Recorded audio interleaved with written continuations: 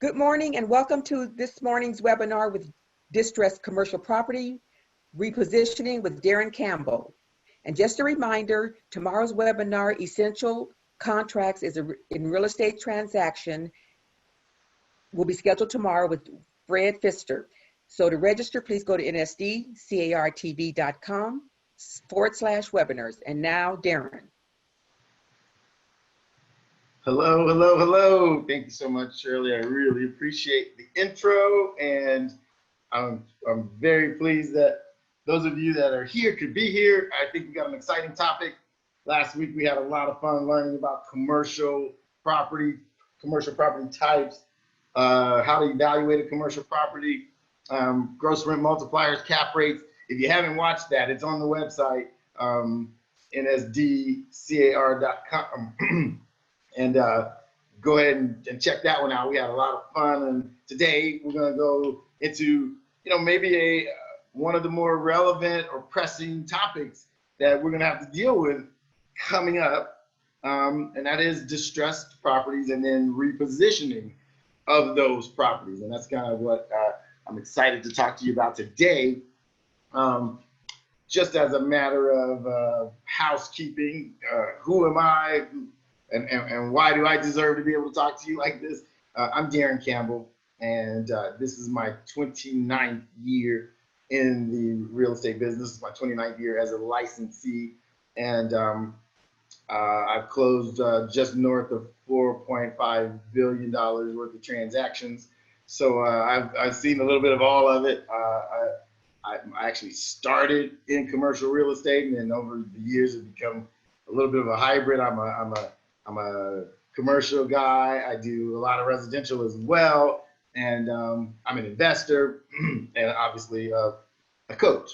And so I wanted this series was all about commercial real estate and being able to take your real estate practice to another level by layering in a commercial practice, layering in having the ability to sell commercial properties to your residential clients. So that's worked really well for a lot of people that I've trained elements or aspects of the commercial business. So I don't ask people to jump out of residential and get into commercial.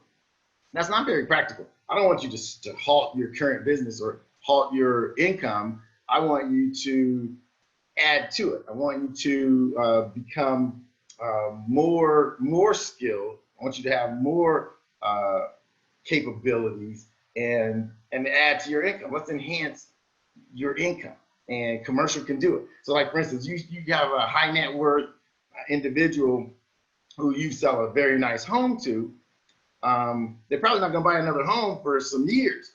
But if you are able to circle back and say, okay, well, now what do you invest in? And have you ever considered investment real estate? That's a beautiful opportunity, because now you can go help them find an apartment building to invest in, create some cash flow, or you can help them. A lot of my clients, an aspect of this I never even thought of. Almost all of my clients are in business somewhere in some fashion. And guess what do people in business use and need all the time? Offices and storefronts and warehouses. I have now taken my existing client base and have become the trusted real estate advisor for all of their real estate needs. Think about that for a second. How much money are you leaving on the table? How many clients of yours go and buy their home from you and spend $1 million or $2 million or however much money with you, and then they go off into their business life or their other life, and they go sign a lease with some leasing agent to lease their 10,000 square foot office, or they want another location for their ice cream business, and they go sign a commercial lease with another agent, or they go buy a vacation home somewhere and they go and deal with the agent in that area. Think about it. You should be collecting all of those checks. You should be getting paid in multiple ways with your clients. You want to become the person who is their trusted real estate advisor and handle all aspects of their real estate lives. suddenly you could double or triple your income.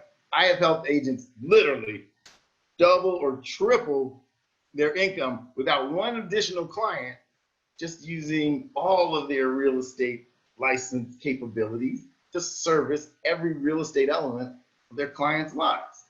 Does that make sense? I think it makes a lot of sense. And so today we're going to talk about the distressed property market as it pertains to commercial. So the distressed market is you could clump it all together, residential and commercial. But there are certain elements of commercial that they make it extra exciting to deal with commercial distressed properties. And what's important about that is you want to be able to reposition. You want to buy properties at a discount, or help people buy properties at a discount. And then you want to be able to have a clear path to the repositioning, which is where the money is made. So today, that is what it's all about. And I want to carefully walk you through some of the larger points that you should be cognizant of. And the reason that's important, let me pause for a second and tell you this. This topic is extremely important today, super relevant today, because there's going to be an element of this marketplace that goes through a shift. And I think it's going to happen a little sooner than later. I think we're on the doorstep of a significant shift. And why do I say that? Well, if you listen to any of my talks before, you know that I always highlight the fact that 43 million jobs have been affected by COVID. When I say affected, I mean either put on hold or disappeared completely. And then secondarily, just 30 days ago, 24 million people failed to pay their rent or their mortgage. 24 million. Now, you might say, yeah, that's because of COVID, right? Okay, that's because of COVID primarily, and a little volatility in the world. But it's been over 6 months. It's been over 6 months that there has been this kind of a slowdown in the collection of rents and mortgages. Now, COVID is we're kind of getting our brain around it. There may be a vaccine soon. There's some advanced testing methods coming out. But COVID is with us. Let's just face it, it's with us for a while. The effects of this aren't going away tomorrow. So what's going to happen is people are going to try to get back to normal, but there's going to be a certain cadre of folks that are so far behind, and if their employment or their business never comes back, they're not going to be able to catch up. And what does that lead to? That's going to lead to a certain amount of distress in the marketplace that is going to lead to foreclosure. It's going to lead to bankruptcies. It's going to lead to properties coming onto the market and having to be discounted because of the need to sell. And I always tell people, I'm not in the real estate business. I'm in the situation business. And the best opportunities happen because of situations. Your best ability to make money and make lots of deals is when there are sellers who are in a situation where they must sell, not where they want to sell, not where they're trying to make a huge profit, but when they're in a situation that dictates that they must sell. Now, that's what we're going to talk about today. So, the greatest motivated sellers, the greatest of all purchasing opportunities for your buyers and for you, hopefully you're starting to think about this stuff for yourself, but the best opportunities for buyers are when these four situations exist. I'm going to talk to you in detail about the 4 Ds. They're the situations where sellers are at their peak motivation and the most opportunity is created. Now, what you need to know about situations and things like this where there are motivated sellers more than normal is that these particular recessions, and don't be mistaken. There is a certain element of a recession that we are in and going into rapidly.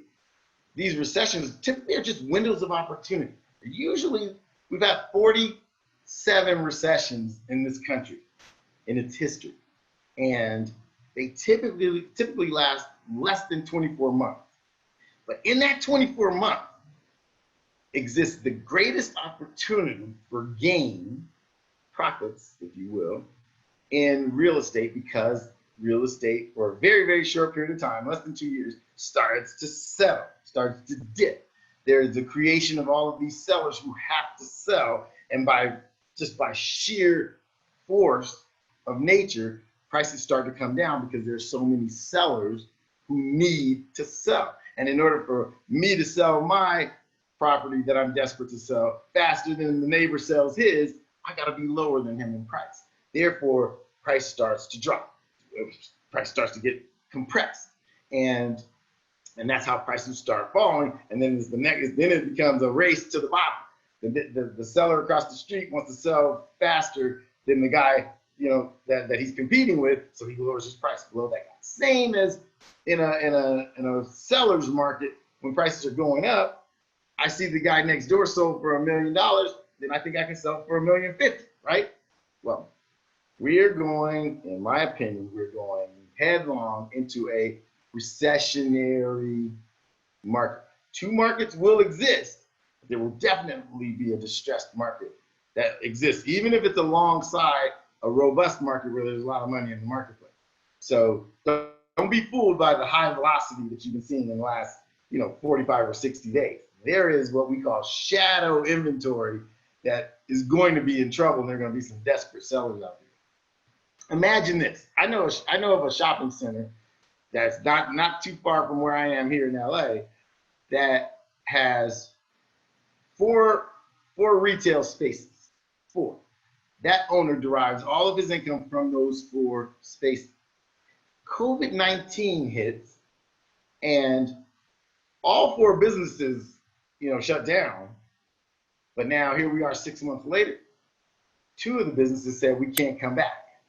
The other 2 businesses have come back and are trying to make a post-COVID recovery. But just imagine this: that owner has had his income cut in half. Now he's asked me to sell that property for him. And before COVID, when we were talking about selling, he was asking me to push the price to $4.2 million, right? Today, flash forward, 6 months, and he asked me what would it take to sell. Well, now as a result of that lost income and the result of those 2 vacancies, I told him if we really want to sell it, we need to go out at $3.4 to $3.5 million. And think about that. That's a guy who owned a $4 million shopping center that is now lost, in my opinion, between $500,000 and $700,000 in value just due to the results of COVID. So if you don't think there's some fallout coming from this pandemic, you're really fooling yourself. You're mistaken. So let's talk about the 4 Ds. The first one is what we've been chatting about just now: distress. What is distress? Distress is going to create these motivated sellers. Distress is the thing that's going to create these foreclosures. Distress is the thing that's going to put the downward pressure on prices. And I'm sorry, 1 second. There's somebody using some equipment right outside my window. Hang on 1 second.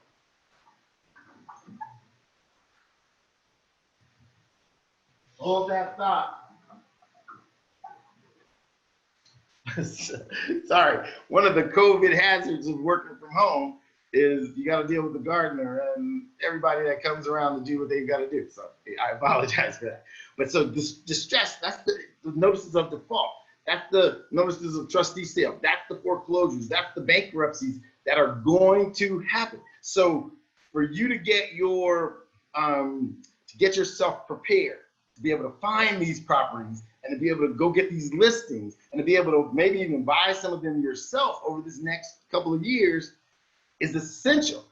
Just like adding commercial intelligence to your residential real estate practice, adding this ability to find distressed properties and to deal with these motivated sellers that are about to come is essential. So you need to know where to find them, and then you need to know how to talk to the powers that be so that you can enhance your ability to list these things, and maybe even call yourself a specialist in some of these departments I'm going to tell you about today. So first, I want to share with you some places you could go to find distressed properties. Now, there are lots and lots of resources, and plenty of them you could pay for. I thought I'd give you a list of some that are free. If I can get this thing to move, let's see. There we go. All right, so here's a fast list of places where you can find distressed properties, and we'll give you this list. We'll also give you these slides so you can go and check on some of these. Now listen, they move and they change and they merge and they get shuffled. So don't get upset with me if one or two of them has shifted and doesn't quite do what they used to do. But this is a great way to start finding distressed properties. And if you don't know, I'm sure most of you already know this, but the distressed properties go through different phases. And the first phase is the notice of default.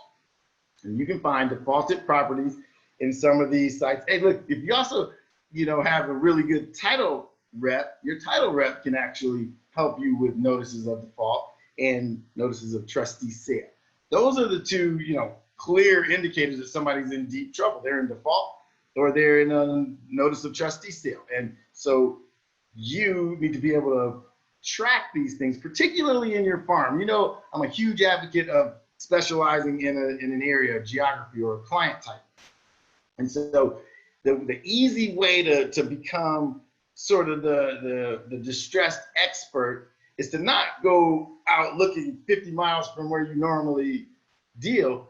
I guarantee you there are distressed properties in your marketplace, in your farm. And the best suggestion I have is to farm for distressed properties in your current farm, because the same story that you're able to tell clients that you're the specialist in your particular area, La Jolla or Oceanside or San Diego South or whatever it is, the same ability to explain your expertise and outcompete the competition is what you'll need to be able to say to an asset manager who's about to foreclose on a property, or an insurance company that's about to foreclose on a property, or the bankruptcy court that's about to liquidate the property. So I suggest you learn about distressed properties and then use those skills in your current farm. I hope that makes sense, because that's how you win that game. And I find that, some people during times like this, or the times that are about to come, some people like just change halfway. They say, I'm a REO specialist. And all right, I like that idea, REO specialist.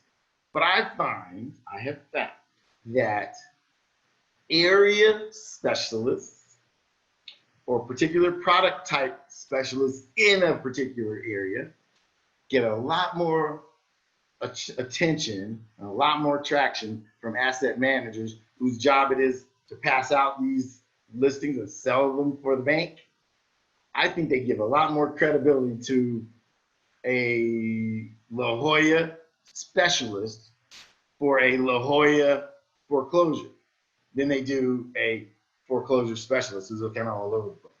Remember that. I always believe stay right at home. There's going to be opportunity in your current farm. Just like I recommend you do commercial property in the same place that you do residential deals.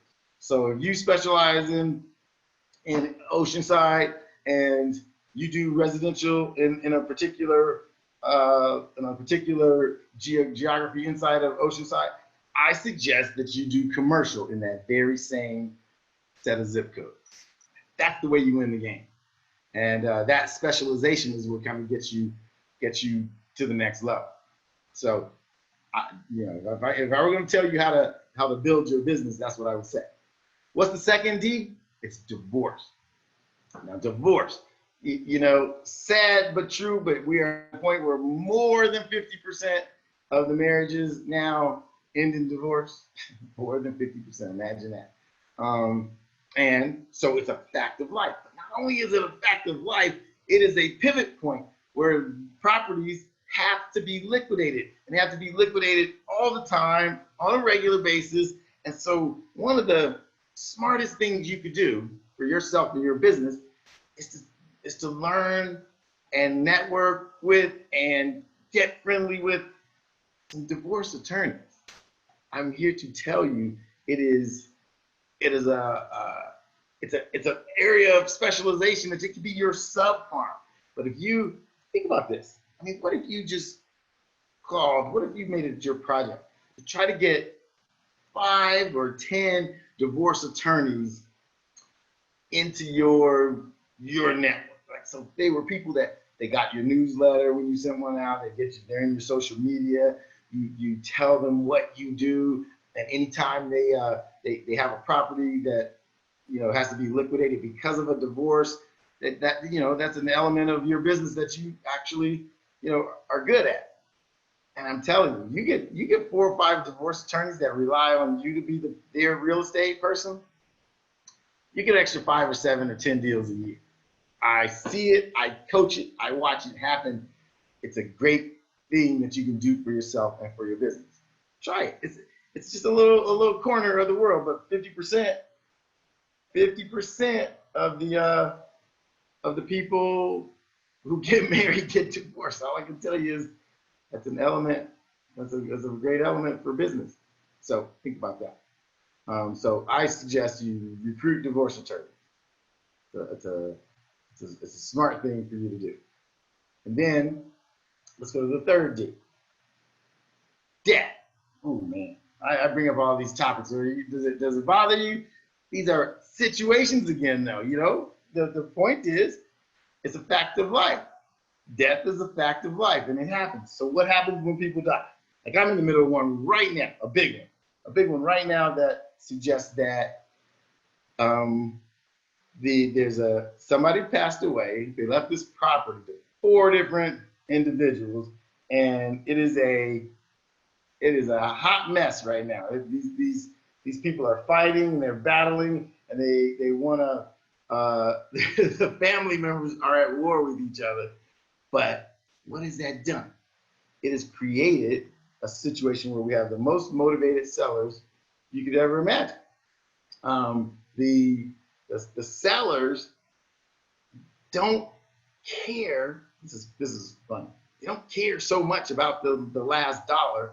They just want their money, and they don't want to be partners anymore, and they don't want to share this property anymore, and they don't want to pay the property taxes anymore. And they, the money's been the money's been tied up in the property, which has been tied up in probate. So what we're able to get them to do is sell at a significant discount over what they could have sold for, because somebody came in and said they would close it quickly. And so that's motivated sellers. So we're in the business of trying to find motivated sellers, because those are the easiest transactions that we can do. So let me go back to that share. Here we go. Sorry. So probate sales are real, ladies and gentlemen. And here we go. Well, so what do you do? What do you do in order to find more probate opportunities? Well, I'll give you a few websites there. And again, probate attorneys. There are probate attorneys everywhere. What if you just called 10 probate attorneys a week? Now, probate attorneys, you'll find, I may have found more commercial opportunities through probate attorneys than I have commercial opportunities in divorce cases. Probate attorneys I don't know why the ratio is what it is, but there are probate attorneys. I think part of why this happens is probate attorneys don't get approached by real estate agents that much. I don't know how it is we leave that whole niche untouched. But what if you just did a little bit of research and a little bit of due diligence and found a list of probate attorneys and just called them and said, hey, look, I'm a real estate agent. I'd love to help you out when you need to liquidate anything in my area. And if you don't be greedy and don't try to take everything, but be willing to tell them, look, this is the general area that I service. I'm the expert. I'm the specialist in this. So anything you get in this in this realm, please think of me. And you'd be shocked. You think, they already have a real estate agent most times? No. You think they already have been solicited and have a relationship with a real estate agent? Nope. You'll find that in many, many, many cases, it's not the truth. It doesn't happen like that. So a lot of times they have no relationship whatsoever. And then they randomly find a real estate agent after they find the property. Well, let's reverse engineer that. Let's have them endorse you as their real estate agent before they have the property. Okay? And this is a huge avenue to grow your commercial business. And so if you take the principles that we talked about over the last several meetings and you start to use that knowledge to illustrate that residential, you now know multi-residential, you now know commercial, you now know about cap rates and gross rent multipliers, then you can basically, they can say, okay, well, I can trust Darren with anything that comes across my desk because he knows all of this stuff. That's why this is valuable. That's why I'm telling you, commercial is just another layer that you need to add to your repertoire. And then the distressed commercial property that's coming our way, it's going to be big. It's going to be huge. It's going to make for a lot of opportunity to make a lot more money. So let's keep going. What's the fourth D? The fourth D is the dissolution of partnerships. Now this one sounds a little interesting because what do you mean dissolution of partnerships? Well, oh goodness, I've been part of many, many real estate partnerships. And in the bylaws and in the articles of incorporation of each of these partnerships, there's a dissolution date, or what they call a sunset period. And that is the day or the year in which that property must be sold. It must be sold. It's not we'll sell it if we want to, or we'll sell it if we feel like it, or we'll sell it if the market's up. You'd be shocked at how many partnerships have to liquidate in year 5 or have to liquidate in year 7.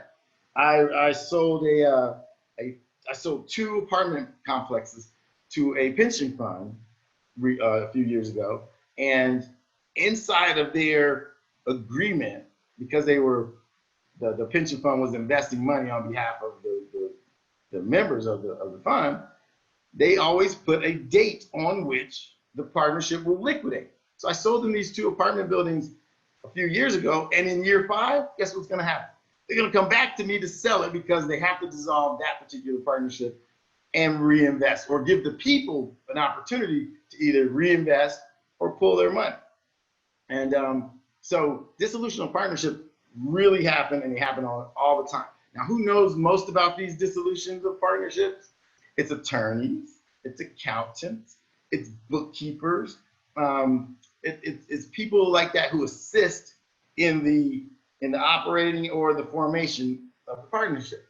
So you can get access to that information. Again, it's these are things that a lot of people don't even think of, or don't even it doesn't even occur to them to try to seek out attorneys like this or seek out accountants like this.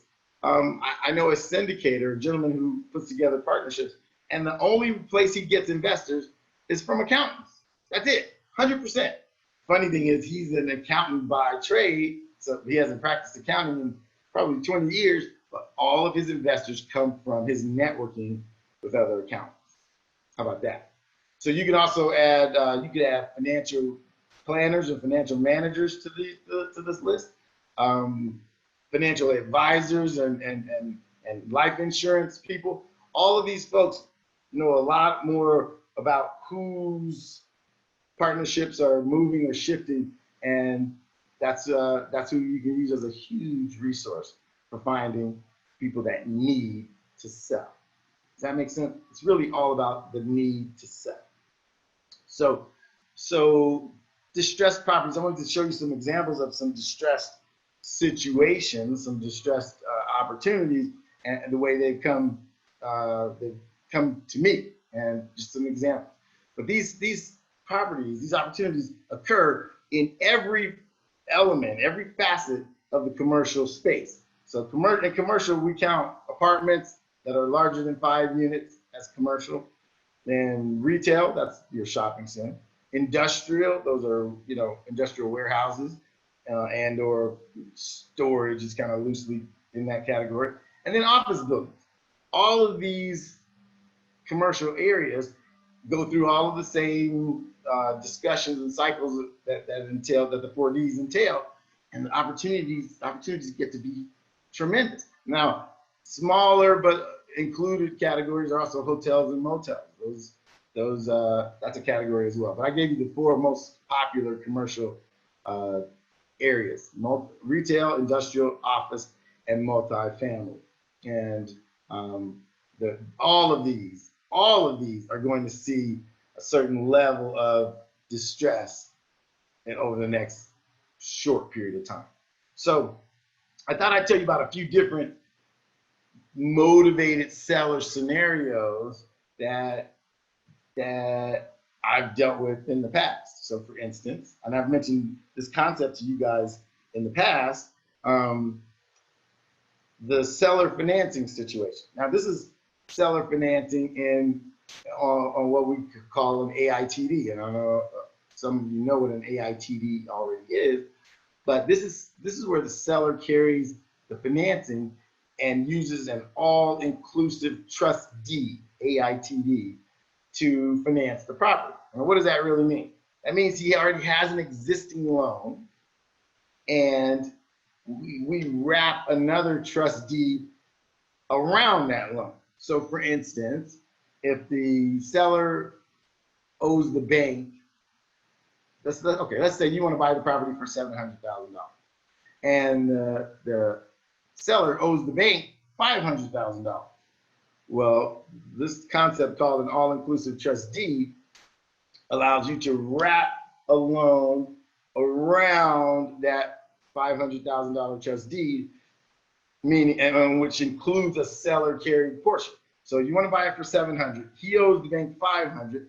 You can do a wraparound loan, AITD, for $600,000, which basically has the seller carrying $100,000 on top of the $500,000, and then you put in the balance, which in this case would be $100,000.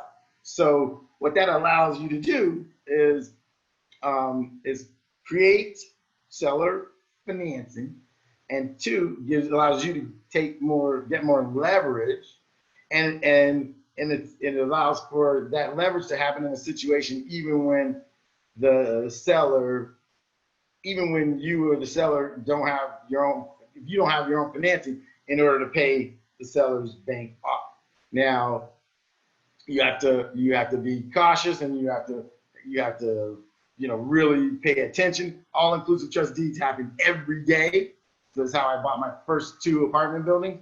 But you do have to be cautious that the underlying banks don't love it. I've actually never seen them take any action against the borrower or the buyer for it, but it's not their favorite thing because you're not formally assuming their loan. But do properties get sold with these every day?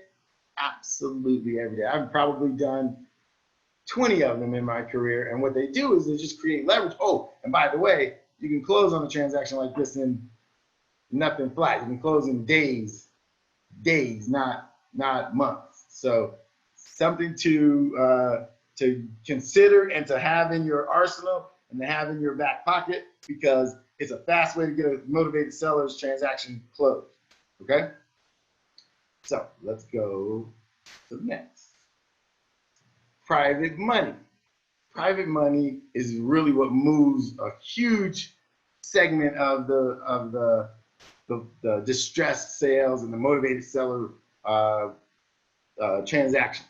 Private money is the fuel for so many transactions that you might be shocked.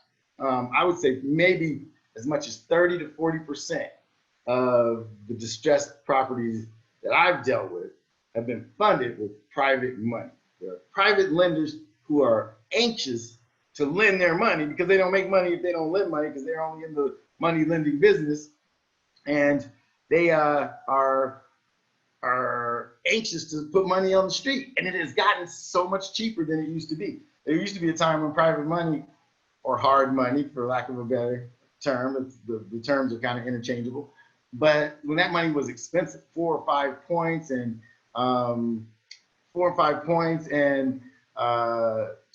or 12% interest, that kind of thing. So now it's down. I've seen private money as low as 6.9% and as little as 1 point for the fee. So if you really want to get properties at a strong discount, and you see distressed properties out there, and there's an opportunity, many times the bank or the insurance company or the probate attorney, they want cash. They want this thing closed. They don't want to worry about loan contingencies and that kind of thing.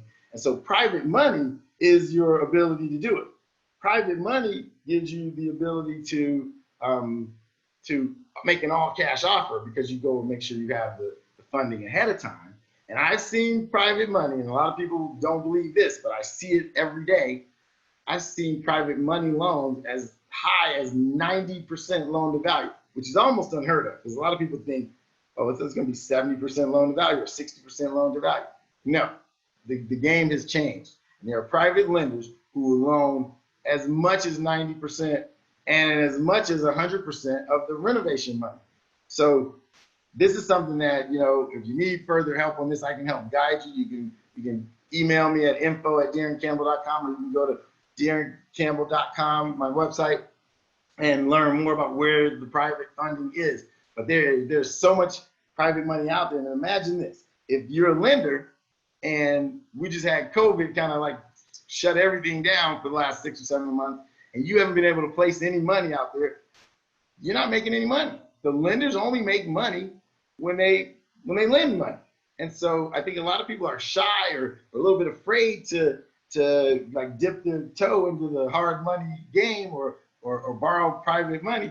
But you got to tell your clients, this is a great way to make strong cash fast offers. Strong cash fast, meaning fast closing offers. And what do motivated sellers like more than anything else? A fast close. They like a fast close more than they like their last dollar or nickel. So what we've been able to do is buy properties at a serious discount, because the private money, the hard money, is giving us the ability to close fast and do all cash. And so this example right here is a 36-unit apartment building that we bought in North Hollywood, California, and the seller was in a mad rush to sell. He had basically put the property in escrow with another buyer. He then went out and found an exchange property that he fell in love with, and then the buyer on this apartment building backed out. And now he's desperate because he was on the clock with the other deal, but now he had no buyer for this one. In comes my crew and I, and we were able to buy this property for about 80 cents on the dollar.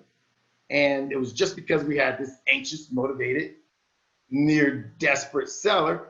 And where did we get the cash?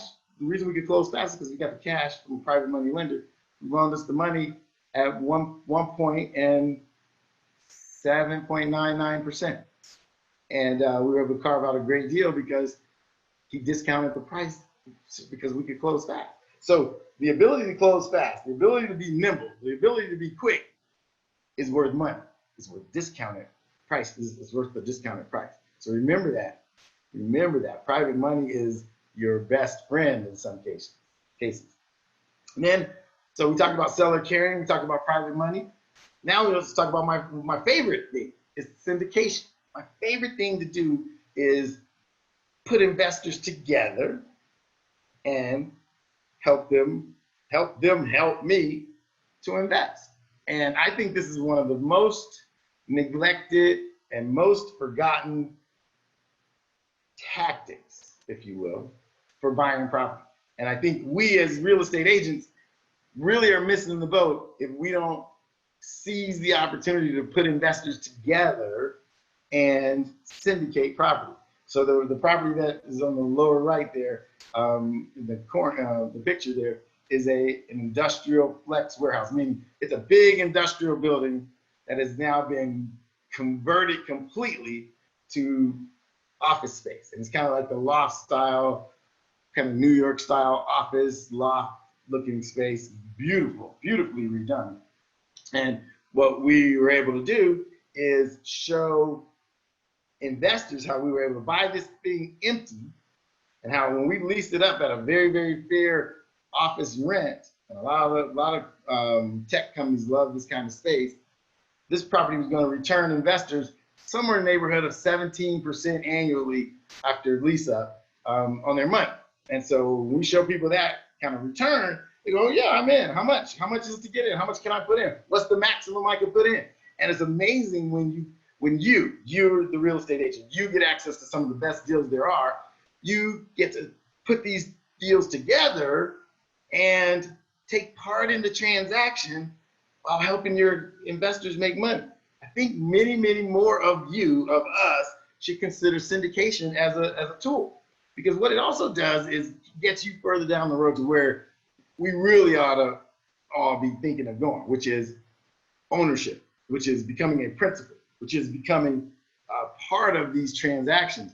You know, it really didn't, I'll tell you guys an interesting story, but it really didn't dawn on me that I should be investing a whole lot more, or even investing with my clients, until, you know, maybe 7 or 8 years into the business. And I'm helping people find property, and I'm helping them invest, and I'm selling them apartment buildings, and I'm selling them office buildings and shopping centers and all these things, and I'm making really good commission. I'm like proud of myself, because I can make 3 or 4 or 500 grand or $1 million in commission.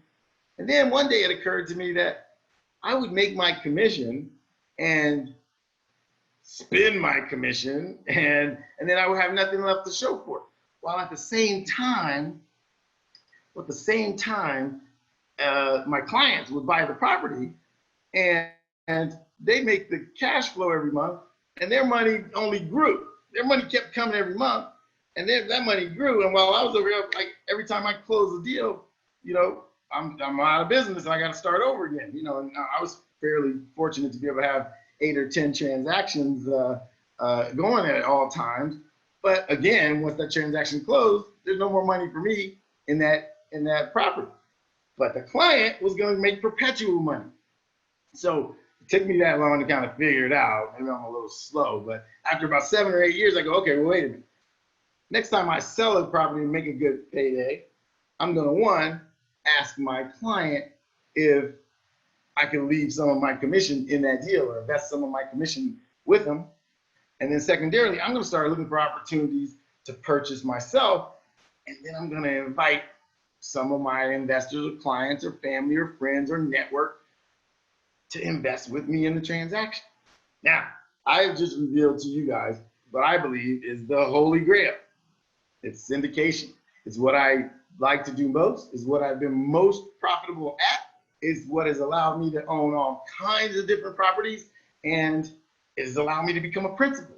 And if you don't, currently own, you might want to start thinking about what is your path to ownership, because some of us may work and be realtors and brokers into our later years, but most of us, I don't feel, want to do the hustle of real estate brokerage into our 60s and 70s. Some of us might, and you might have that special energy, but the hustle that it takes to make 7 figures or high 6 figures, it's a lot of work. And so, I've always, since that, my 7th or 8th year in the business, I've still tried to aim my focus at, okay, when am I going to be able to walk away from this brokerage thing and just make cash flow and get checks in the mail? And once you start realizing that those deals are out there to be made, you start shifting your end game or your focus, Okay, so I'm gonna jump in and take a look and see I got a couple of questions here before I move on to the next. What do you do? Okay, Sandy says, what do you do to protect against seller not keeping the underlying trust deeds current? And do you do anything to reduce the potential of underlying from accelerating? Oh, well, she's asking about in that all-inclusive trust deed. In the AITD, you're obviously wrapping a loan around the existing loan, and you can set up an escrow account so that when you make your payment, escrow makes the payment to that underlying lender. That's one way to protect. And then to keep that lender from accelerating that loan, you actually can have the existing seller continue to make his payments and you pay the delta to him, and then he sends you the receipt. And or in my experience, when if that note is being serviced on time with all the impounds and anything else that's included with it, and that bank is getting its money every month, they rarely ever make any noise about all-inclusive. Man, this is my 29th year, and I've never seen a lender move against, foreclose on, call a loan due, that they were getting paid on time and in full. So again, proceed at your own risk and know that the banks don't love all-inclusive trustees. They are completely legal, and if you tread lightly and keep that mortgage intact, I've seen them work. So my disclaimer will be: talk to your client, have your client talk to their attorney before you go run out and do 10 AITDs. I personally have probably done 30 of them in my career, and so they do work. And they work really well on large transactions. So bear that in mind. All right, let's see. We got another question. I have 5 good friends. We all wanted to put in $100,000 to purchase a property. Do we open an LLC? And what if one friend wants to sell their portion? Okay, let me answer that for you. Dean, is it? All right. So you have the perfect makings of a syndication. 5 good friends. Everyone wants to put in $100,000. You have $500,000 to buy a property. You could do well with that. You could buy $1 million property and take debt, or you can try to buy something outright for $500,000. And so that's a great opportunity. Now, what I would suggest, yes, is that you form an LLC, and that LLC will be the owner of the property, and then you can decide who the manager or managers of that LLC are going to be, and then those would be the principal operating folks, whether that's you solo because you're the real estate professional, or if that's all 5 of you want to be managing members, that's also allowed, so that everybody's got equal say. What I suggest you do, LLC for sure, and then I suggest that whoever's going to be operating the property or renovating the property or managing the property, you carve something out for that person in addition. So if you're going to be the syndicator and you're going to come in with the equal money that the other friends come in with, there needs to be some type of compensation for the person who's going to be running it, managing it, overseeing it. Because $1 from a passive person that's in Chicago somewhere is different than $1 from you while you're here running the thing. Your dollar, their dollar, no, your dollar is actually worth more because you're going to do more than just be a passive investor. So I suggest that whoever's going to operate it, figure out a way to compensate them, and then everybody can feel like it's fair and equitable. Because quickly in partnerships, and I want to caution all of you, quickly in partnerships, when people are, where money's involved, people get real sensitive and things get real tricky. So it's best to try to cover every detail up front. Try to deal with every possibility. Try to play devil's advocate and ask every possible question that could be asked. And don't ever ask of anyone in the partnership to do something beyond if they're not being compensated for it. Resentment builds really fast. And if you just address it ahead of time, everybody will be on the same page. I bought a building with a friend of mine, best friend of mine, but I only agreed to invest in it if he did all the work and did all the managing, did all the running back and forth or whatever.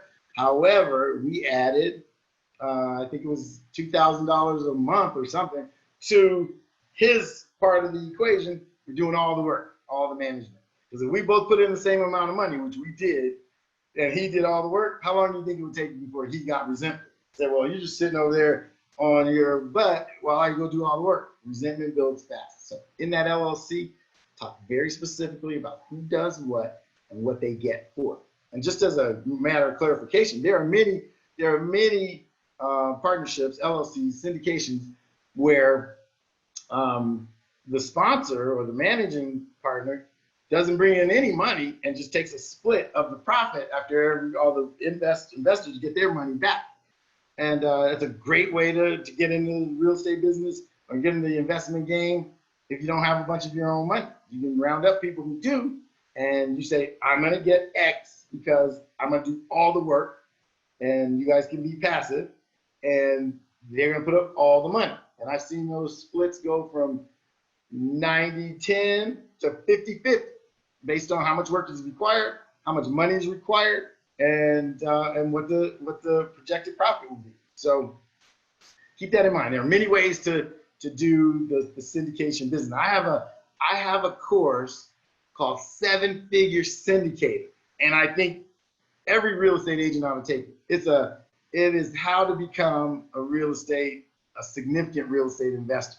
And I think that's what we all ought to be doing. We all ought to be investing. We all ought to be buying, particularly in this next 18 months to 2 years. So if you have an interest in 7-Figure Syndicator and you want to use your real estate practice as the fuel to help you become an investor, then email me at info@darrencampbell.com and I'll introduce you to the mentorship masterclass called 7-Figure Syndicator. It teaches you how to parlay what you currently have to become an investor. It's a lot of fun too, by the way, because you'll find that it's a lot more fun buying and selling properties, for me at least, than it is, trying to convince buyers and sellers what they should buy or sell. I know pretty well what I want to buy and sell, and having the control to do it makes the business a lot more fun for me. All right, so let's go back to my screen. I still got some more stuff for you. Share the screen. Boom. Did I get that right? Yeah, so syndication. So I want you to incorporate syndication into your business. It's, I think really the money can really start to pile up when you do that. So now let's talk about repositioning. Now this is a building that I co-owned in a partnership, an LLC, by the way, that was on the left, a historical insurance headquarters in Los Angeles. And we saw an opportunity because we knew that this was a historical monument. It was a building that they were, it needed everything. The insurance company inside that took up the whole building was a little bit weak, and we knew that they were on the decline, but we knew there was an opportunity in this historic building on this iconic corner in Los Angeles. So my team and I bought the building. And what we did was we actually marketed the building as something that had a lot of huge upside potential. So we bought the building for approximately $9 million. But what we went back to the market with was the opportunity to develop or to redevelop or to improve. And so what you'll see in the picture on the right is what the redevelopment looked like. But here's the funny thing about this. We bought the opportunity because the insurance company was in a bit of trouble. They were financially weak. They were paying their rent, but their balance sheet was dropping and dropping. We knew that the end was probably not too far off. So we bought the building. We paid $9 million for the building, and we decided we didn't really want to do the work to renovate it, but we thought somebody else would see the opportunity because not only was the building historic, but and had a lot of wasted space, etc. But there was an entire parking lot in the back that was huge, 60,000 some odd square feet of parking. And so what we positioned this as was a redevelopment opportunity. And lo and behold, a nonprofit that had money from Morgan Stanley came in and bought the property, renovated the building. You see how they took off all the concrete coverings on the windows and put new windows in. There's a rooftop deck. And here to the back, you don't see it very well, but they erected another 75,000 square foot building with parking underneath.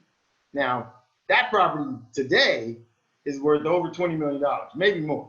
But we sold it to them for $13 million. We bought it for $9 million. We packaged it as an opportunity to develop and redevelop, and they went and did exactly what we said they could do, and now the asset is worth easily, $8 to $10 to $15 million more than they paid us. So bear that in mind. Those opportunities exist, and you got to keep your eyes and ears open. Again, this is also in an area, the West Adams district of Los Angeles, that is exploding with growth and gentrification and people who are redeveloping and new construction. So it sits right in the heart of an area that made sense. We bought it from an insurance company that was a little bit desperate, definitely motivated. We got a great price. We were able to resell it at an even better price without even really touching it. And so that worked out really well. Here's another example I use all the time because it's a simple one. It's an easy one. It's an apartment building that I sold to a very good friend of mine. And the way you might have seen this example before if you were with us 3 weeks ago.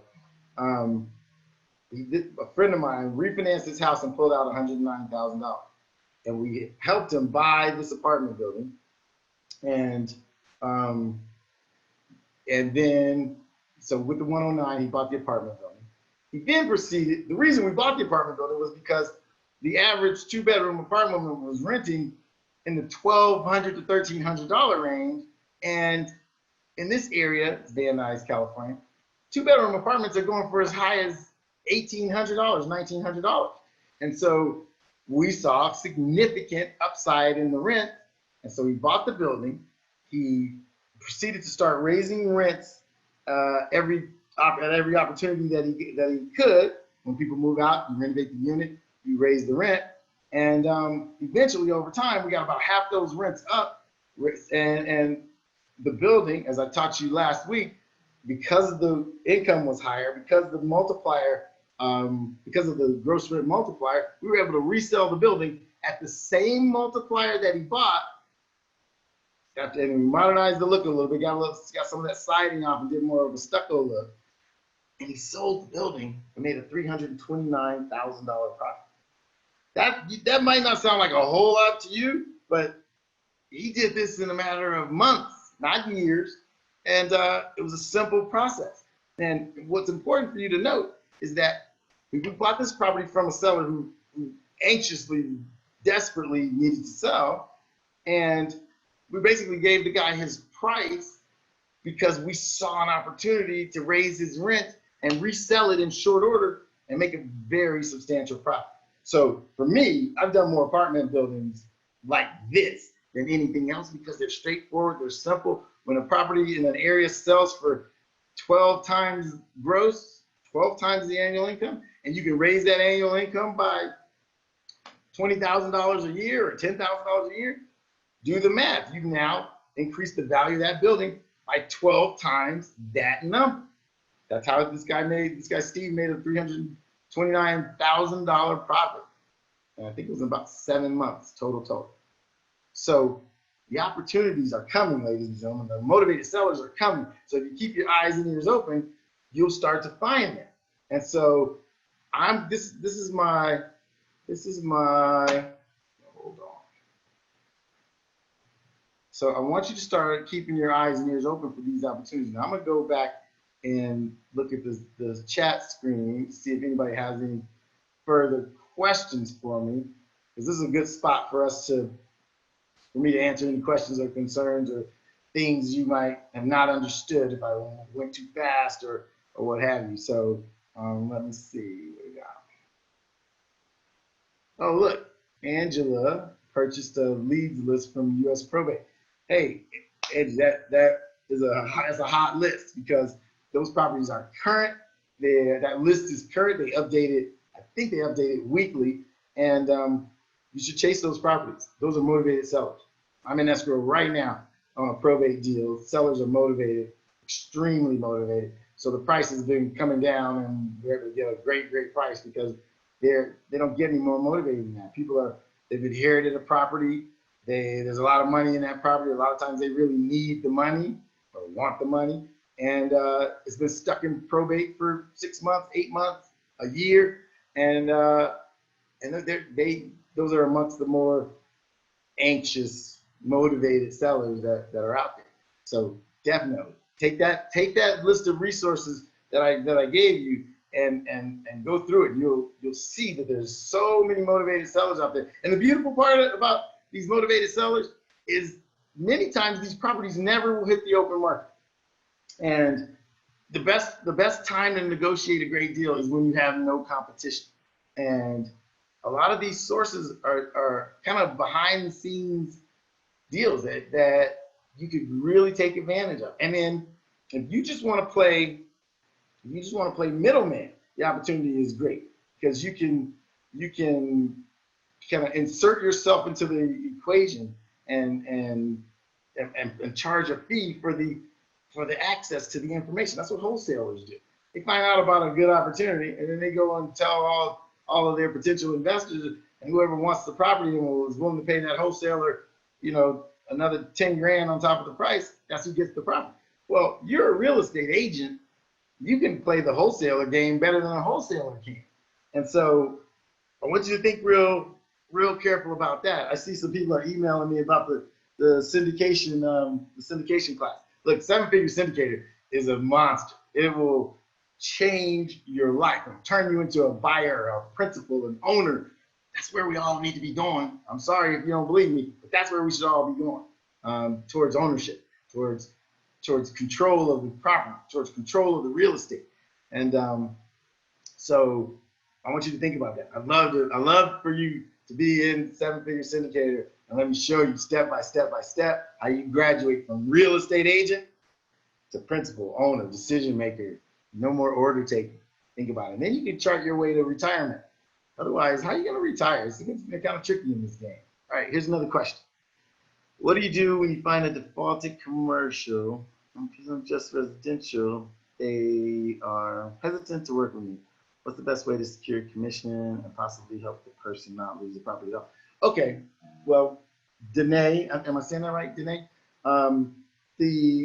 Again, you're most powerful where you've already been. You're most powerful in the lane you already run in. So if you've been farming, I don't know, you've been farming downtown San Diego, then the best place for you to get an opportunity at a commercial foreclosure or a commercial distressed property is in downtown San Diego, because you know it already. You know it well. You can spew lots of facts about the territory that you currently work in, and they respect that. I found that a lot of asset managers don't go, oh, you haven't sold 50 industrial buildings. They go, oh, this building's in Van Nuys, and you've been specializing in Van Nuys for the last 10 years. That carries more weight. That carries more weight than just trying to walk in the front door and speak about something you haven't spoken of. So use your strengths. You know what I mean? Use your current assets. So what do? Do you know a lot of lawyers? Do you know a lot of doctors? Do you know a lot of accountants? Do you, if you've been banking at the same bank for 20 years, talk to your bank manager and say who's in charge of asset management in this bank. If they know you, if that person knows you, go, oh yeah, that's Lisa. She's upstairs in asset management. Let me introduce you. You got to keep your hat on, your thinking hat on, you guys. You got to really explore all of the nooks and crannies, because that's where the best deals live. And you got to just put the word out. Here's what I do. And the best foundation is your own farm, your own current specialization. But if you don't have one, then just get the word out and say, listen, I can help you with anything and all things real estate, regardless. You want to sign a lease, you want to get new office space for your business, you want to get a vacation home, start becoming the person that they all want to come to, or that they all refer people to. See, if all your friends and family in your sphere of influence, all of them know you sell real estate, or at least I hope they do. If you're not doing your job, if everybody you know doesn't know you sell real estate. But imagine if they not only knew you sell homes, but they also know that you handle leases and you handle apartment buildings and you can sell them office buildings and you can get them office space for their business. Imagine if they all knew that, and then how many people they all know that they could tell about that. So if your sphere of influence right now is 200 people, and each of those 200 people has the ability to tell you about one person a year, then that's 200 more people you have access to. And then what if all of those 200 people also knew that you had the ability to do all of their commercial needs as well? How many more prospects would that add to your list, or prospect possibility? I bet you get to 300 in a year if they all knew you did all things real estate. So you just turned 200, how what did I say? 200 prospects into possibilities for 300 or more transactions or possibilities for transactions. You really got to think wider, think more expansive in your business. How can I cover more? How can, since the world is strange, how can I be more to more people? How can I be of more value and of more service to more people? Well, add some layers to your business. Add some layers to your business. And then, Danae, you also asked, what's the best way to secure commission? Well, the best way to secure commission, if a property is not listed, then you ask for your commission up front. In other words, you not to be paid up front, but you confirm what the fee will be up front, because once the transaction is moving forward, you're at your weakest point for negotiating a commission. But if I walk up to an anxious, desperate seller and I say to them, I'm going to get you, if I get you $800,000 for that property, then you're going to pay me 5% to do it. And again, it's always easiest to negotiate that ahead of time than it is after you're already down the road and they already know you have an interested buyer and you basically played your cards. Don't play your cards first. Get your commission agreed to first, and then bring your client to the table. So if it's not listed, deal with commission early, and get it in writing, because things change when money's involved. You know that. And so you want to make sure that you're sure and you're getting what you're getting, and later on it becomes difficult. Okay, let's see. I don't want a finder's fee. I want to cut the profit. Hey, there you go. I love that. Forgo your finder's fee, or take your finder's fee and say, I want to fold my fee back into the deal. So that's totally respectable and doable. And people expect you to make money, so you don't even have to apologize for it. Let's see. Someone then just asked, do we need to have environmental phase 1 for restaurant purchase? Not necessarily. If you're purchasing a restaurant, and unless the lender demands that you get a phase 1, it's not mandatory that you get one. If it's something like a dry cleaners or something like that, or a gas station, yeah, they're going to make you get a phase 1. A lender will make you get a phase 1, which is a soils report, before they'll fund that loan, because there's potential toxic soil issues that can come later on down the road, and they don't want any parts of that. So if there's been something that could potentially contaminate the soil, and the two biggest offenders are dry cleaners that used to use all the perchlorethylene and to clean clothes and then dump it in the drain, and gas stations, because they had tanks under the ground and those tanks corrode and deteriorate, and then the fuel spills into the soil and contaminates the soil. So banks are really highly cognizant of soils under gas stations and places where there used to be a dry cleaner. Otherwise, in most commercial property, you don't need a phase 1.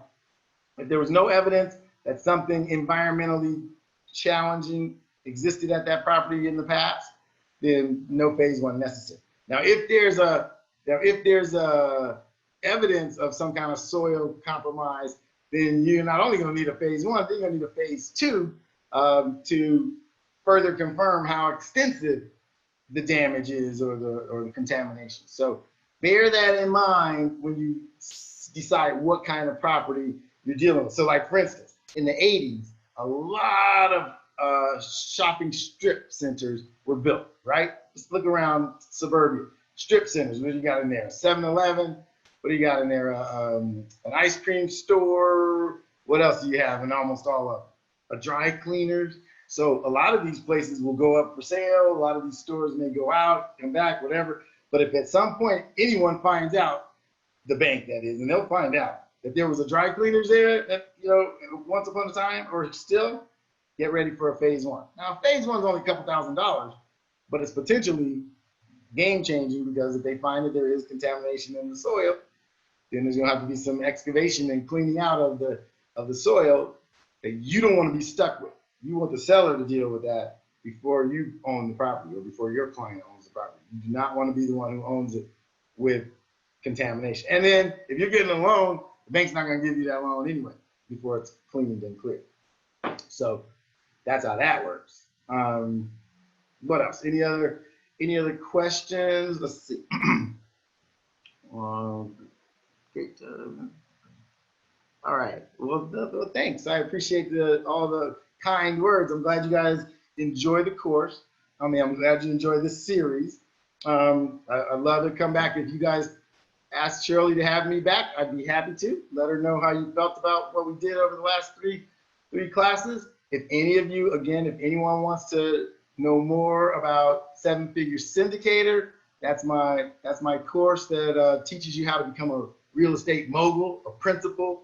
I want more of us to become owners, become principals. So if you want to know more about seven-figure syndicator, we just sort of revised it so that it's specialized toward the real estate profession. We aim it right at real estate agents, because I think we as real estate agents have the best opportunity to become great syndicators and to double or triple or quadruple our income. I think that's real. I think that's possible. I think you should do it. Additionally, so reach out to info@darrencampbell.com and we'll give you all the info you need on that.